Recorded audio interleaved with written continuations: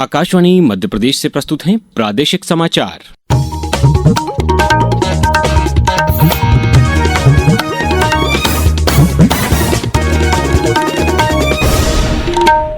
नमस्कार, समाचारों के साथ मैं अभिषेक कटियार। सबसे पहले इस बुलेटिन के मुख्य समाचार। रूस के राष्ट्रपति व्लादिमीर पुतिन आज 2 दिवसीय 23वीं भारत रूस वार्षिक शिखर सम्मेलन के लिए भारत पहुंचे।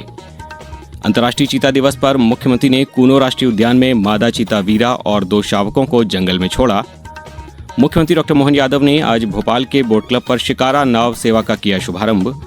और राज्य विधानसभा के शीतकालीन सत्र में वित्तीय वर्ष 2024-25 के लिए 13,476.94 करोड़ का दूसरा अनुपूरक बजट पारित किया गया। अब समाचार विस्तार से। रूस के राष्ट्रपति व्लादिमीर पुतिन आज भारत पहुंच गए हैं। वे 2 दिवसीय 23वें भारत रूस वार्षिक शिखर सम्मेलन में शामिल होंगे। प्रधानमंत्री नरेंद्र मोदी ने एयरपोर्ट पर स्वयं उनका स्वागत किया। इस उच्च स्तरीय यात्रा के दौरान दोनों देशों के बीच व्यापार, निवेश, रक्षा और आर्थिक सहयोग पर अहम बातचीत होगी। रूस ने संकेत दिए हैं कि वह भारतीय वस्तुओं की खरीद बढ़ाकर द्विपक्षीय व्यापार को संतुलित करना चाहता है। इसी क्रम में आज रक्षा मंत्री राजनाथ सिंह और रूस के रक्षा मंत्री बेलो उसाव के बीच भी मुलाकात हुई, जिसमें द्विपक्षीय रक्षा साझेदारी को और मजबूत करने पर चर्चा हुई। पुतिन की यह यात्रा भारत रूस की ऐतिहासिक मित्रता को नई गति देने वाली मानी जा रही है। केंद्र सरकार ने कहा है कि जल जीवन मिशन के अंतर्गत 15 करोड़ से अधिक घरों को नल के पानी का कनेक्शन दिया जा चुका है। लोकसभा में प्रश्नकाल के दौरान पूरक प्रश्नों के उत्तर में जल शक्ति मंत्री CR पाटिल ने कहा कि 4 करोड़ और घरों को स्वच्छ पेयजल उपलब्ध कराने पर काम चल रहा है।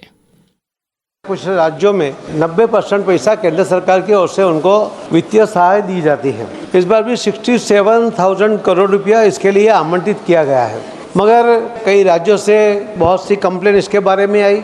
माननीय प्रधानमंत्री श्री मोदी साहब ने अभी भी एक निर्देश दिया और बार बार दिया है कि ये जो योजना है वो लोगों के घर में पानी देने के लिए बनी है। अभी तक इसके अंदर करीब 4,000 लोगों को ब्लैकलिस्ट किया गया। आज अंतर्राष्ट्रीय चीता दिवस पर प्रदेश एक बार फिर दुनिया का ध्यान अपनी ओर खींच रहा है। आज मुख्यमंत्री डॉ मोहन यादव ने श्योपुर स्थित कूनो राष्ट्रीय उद्यान में दक्षिण अफ्रीकी मादा चीता वीरा और उसके 10 महीने के 2 शावकों को जंगल में छोड़ा।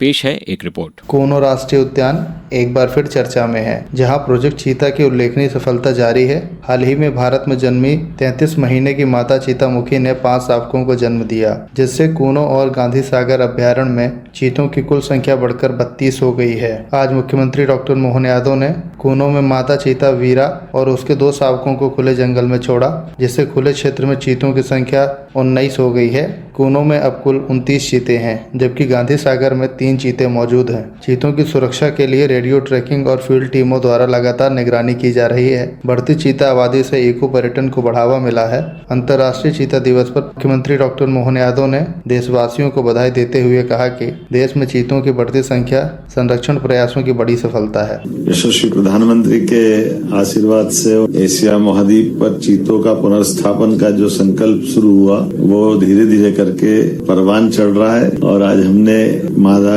चीता के साथ उसके 2 शावक छोड़े हैं। जब देश के अंदर टाइगर स्टेट मध्य प्रदेश है, लेपर्ड स्टेट है, वाइल्ड लाइफ के बहुत सारे जानवरों के आश्रय स्थल है, ऐसे में चीते ने अपना पुनर्स्थापन विश्व में सबसे पहले यहाँ करके हमारी उस आत्मीयता को मजबूत किया है। और जिस प्रकार से इनका परिवार बढ़ रहा आने वाले समय में हमारे क्षेत्र के लिए, यहाँ के विस्थापित हुए नागरिकों के लिए भी रोजगार के एक अलग प्रकार के अवसर भी मिलेंगे।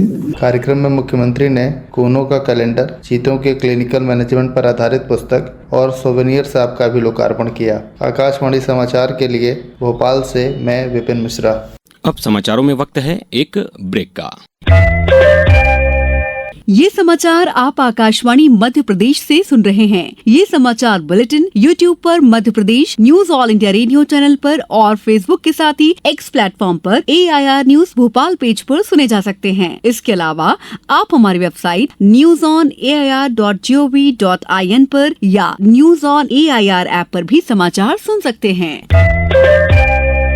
समाचारों में पुनः आपका स्वागत है। मुख्यमंत्री डॉ मोहन यादव ने आज भोपाल में बोट क्लब पर 20 नई शिकारा नाव सेवाओं की शुरुआत की, जिससे अब राजधानी के बड़े तालाब में कश्मीर की डल झील जैसा अनुभव मिल सकेगा। कार्यक्रम में विधानसभा अध्यक्ष नरेंद्र सिंह तोमर, हरियाणा के विधानसभा अध्यक्ष हरविंदर कल्याण, नगरीय विकास मंत्री कैलाश विजयवर्गीय, नेता प्रतिपक्ष उमंग सिंघार और कई जनप्रतिनिधि मौजूद थे। मुख्यमंत्री ने कहा कि इन शिकारों में आरामदायक व्यवस्था, खान पान और खरीदारी की सुविधा भी होगी, जो प्रदेश के वाटर टूरिज्म को नई पहचान देगी। निर्वाचन आयोग ने कहा है कि विशेष गहन पुनरीक्षण SIR के दूसरे चरण की शुरुआत के बाद से मतदाताओं के बीच 50 करोड़ 97 लाख से अधिक गणना प्रपत्र वितरित किए जा चुके हैं। इसमें इस चरण के लगभग 51 करोड़ मतदाताओं में से 99.83% मतदाता शामिल हैं। आयोग ने कहा कि अब तक लगभग 47 करोड़ प्रपत्र डिजिटल किए जा चुके हैं। वहीं उप जिला निर्वाचन अधिकारी बुरहानपुर राजेश पाटीदार ने कहा कि SIR फॉर्म भरने में आमजन की सहायता करने वाले समाजसेवी युवाओं को प्रशासन द्वारा सम्मानित भी किया जाएगा। धर्म गुरुओं के द्वारा, विभिन्न राजनीतिक दलों के पदाधिकारियों के द्वारा आम लोगों से, मतदाताओं से जो अपील की जा रही है, उसी का परिणाम है कि बड़ी संख्या में पिछले 2 दिनों में जो एन्यूमरेशन फॉर्म है वो लोगों ने भर करके BLO को जमा किए हैं। आने वाले दिनों में जो ERO है उनके माध्यम से ऐसे लोगों को जिन्होंने इस कार्य में BLO को, प्रशासन को सहयोग प्रदान किया है, उन्हें भी निस्संदेह निश्चित रूप से जो है सम्मानित किया जाएगा। राज्य विधानसभा के शीतकालीन सत्र में आज वित्तीय वर्ष 2024-25 के 13,476 करोड़ 94 लाख रुपए के दूसरे अनुपूरक बजट को पारित कर दिया गया। कांग्रेस ने अतिवृष्टि पीड़ित किसानों को पर्याप्त मुआवजा न मिलने का आरोप लगाते हुए सदन से वॉकआउट किया। कार्यवाही की शुरुआत में विधानसभा अध्यक्ष नरेंद्र सिंह तोमर ने चीता दिवस और नौसेना दिवस की बधाई दी। प्रश्नकाल में ग्वालियर और श्योपुर जिलों में अतिवृष्टि से नुकसान और कम मुआवजे के मुद्दों पर विपक्ष ने सरकार को घेरा। मुख्यमंत्री डॉक्टर मोहन यादव ने दावा किया कि वर्तमान सरकार प्रति हेक्टेयर 16,000 रुपये दे रही है। सदन में अनुपूरक बजट पर करीब 3.5 घंटे चर्चा हुई। विपक्ष ने इसे फिजूल खर्ची बताया, जबकि सरकार ने इसे आवश्यक बताया। बजट में समर्थन मूल्य पर खरीदी के लिए 2001 करोड़, औद्योगिक नीति व भू अर्जन के लिए 650 करोड़, सरदार सरोवर डूब क्षेत्र के लिए 600 करोड़ और अमृत 2.0 के लिए 150 करोड़ सहित कई प्रावधान शामिल हैं। हाईकोर्ट में अब टॉप 10 में केस लगाने की पुरानी व्यवस्था खत्म कर दी गई है। पहले प्रशासनिक जज अतुल श्रीधरन की बेंच कई मामलों की अगली तारीख पर टॉप 10 में लगने वाले निर्देश देती थी, लेकिन अब वर्तमान प्रशासनिक जज विवेक रूसिया और जस्टिस प्रदीप मित्तल की डिवीजन बेंच ने सभी पुराने आदेश वापस लेते हुए साफ कर दिया है कि केसों की लिस्टिंग सिर्फ केस इन्फॉर्मेशन मैनेजमेंट सिस्टम यानी CIMS के हिसाब से ही होगी। केंद्रीय महिला और बाल विकास मंत्री अन्नपूर्णा देवी ने आज नई दिल्ली में बाल विवाह मुक्त भारत के लिए 100 दिन के गहन जागरूकता अभियान का शुभारंभ किया।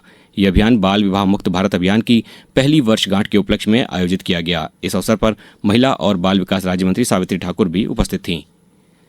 आज नौसेना दिवस है। भारतीय नौसेना की उपलब्धियों और भूमिका के सम्मान में प्रत्येक वर्ष 4 दिसंबर को ये दिवस मनाया जाता है।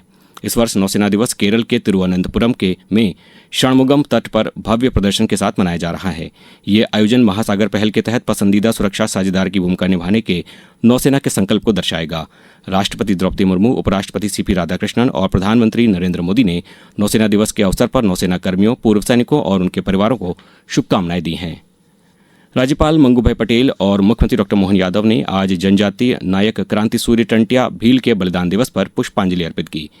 मुख्यमंत्री ने कहा कि जननायक टंटिया मामा ने ब्रिटिश हुकूमत के अत्याचारों और शोषण के विरुद्ध जनजातीय समुदाय को जागृत किया। मातृभूमि के सम्मान और स्वाभिमान के लिए उनका समर्पण और पराक्रम अनुकरणीय रहेगा। अब रुक करते हैं मौसम का। प्रदेश में कड़ाके की सर्दी का दौर अब तेजी से बढ़ने वाला है। मौसम विभाग के अनुसार बर्फीली हवाओं के असर से प्रदेश में न्यूनतम तापमान अगले 2 दिनों में 2 से 3 डिग्री तक गिर सकता है और दिसंबर में लगभग 20 से 22 दिन शीतलहर चलने की संभावना है। 5 दिसंबर से नया वेस्टर्न डिस्टर्बेंस हिमालयी क्षेत्र को प्रभावित करेगा। बर्फीली हवाओं से इंदौर, ग्वालियर, चंबल, उज्जैन और सागर संभाग में ठंड और ज्यादा बढ़ सकती है। अब कुछ समाचार संक्षेप में। आगरमालवा जिला परिवहन कार्यालय द्वारा आज महिलाओं को सशक्त बनाने की दिशा में महत्वपूर्ण पहल करते हुए शासकीय महाविद्यालय सोयत कला में शिविर लगाकर 40 छात्राओं के लर्निंग लाइसेंस बनाए गए। झाबुआ में युवा संगम कार्यक्रम के तहत जनपद पंचायत मेघनगर में रोजगार मेले का आयोजन किया गया, जिसमें 70 युवाओं का प्रारंभिक चयन किया गया। शासकीय औद्योगिक प्रशिक्षण संस्थान खंडवा में PM विश्वकर्मा योजना के अंतर्गत कारपेंटर ट्रेड के प्रशिक्षणार्थियों को कल प्रमाण पत्र वितरित किए गए। प्रशिक्षण के दौरान स्क्रैप सामग्री से तैयार फर्नीचर सैनिक कल्याण बोर्ड को भेंट किया गया। और विश्व दिव्यांग दिवस पर आगरमालवा जिले में कल जिला स्तरीय दिव्यांग सामर्थ्य प्रदर्शन कार्यक्रम में सांस्कृतिक कार्यक्रम और अन्य प्रतियोगिताओं का आयोजन किया गया। इस बुलेटिन में बस इतना ही। अगला बुलेटिन सुनिए सुबह 7:10 पर। नमस्कार।